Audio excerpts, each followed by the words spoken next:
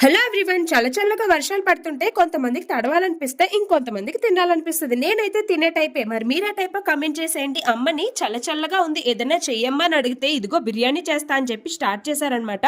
నాకు తెలిసి దీన్ని చాలా మంది బగారా రైస్ అంటారేమో, కానీ చిన్నప్పుడు నాకు తెలిసిన బిర్యానీ అయితే ఇదే. మా డాడీని ఎప్పుడైనా సరే బిర్యానీ బయట నుంచి తీసుకురమ్మంటే కేజీయో అర కేజీనో చికెనో లేక మటనో తీసుకొచ్చి మా మమ్మీని బిర్యానీ అయితే చేయమనేవారు, హెల్దీ అని చెప్పి. అమ్మ బిర్యానీ ఎప్పుడు చేసినా మా డాడీకి నాకు అయ్యే ఒక పెద్ద డిస్కషన్, చికెన్ తీసుకురావాలా మటన్ తీసుకురావాలని చెప్పి. నాకు చికెన్ ఇష్టం అయితే మా డాడీకి మటన్ ఇష్టం అనమాట. మీ ఇంట్లో కూడా ఇలానే ఉంటారా? కమెంట్ చేయండి. ఈసారి చికెన్ ని సాక్రిఫైస్ చేసేసి బిర్యానీతో అడ్జస్ట్ అయిపోయి మా డాడీని మటన్ తెచ్చుకోమన్నాను. చల్లగా ఉండే క్లైమేట్ లో వేడిగా బిర్యానీలో మటన్ కర్రీ వేసుకుని తింటే అదిరిపోయింది. మరి బిర్యానీలో కానీ బగారా రైస్ లో కానీ మీకు నచ్చిన నాన్ వెజ్ కర్రీ కాంబినేషన్ ఏంటో కమెంట్ చేసేయండి. ఏదైతే ఏంటి, బిర్యానీలో నాన్ వెజ్ కర్రీ అంటేనే సూపర్ అంటారా? అలాంటి వాళ్ళు కూడా ఎవరైనా ఉంటే కమెంట్ చేసేయండి. వీడియో నచ్చితే లైక్ చేసి ఛానల్ సబ్స్క్రైబ్ చేయండి. Thank you for watching. See in the next vlog.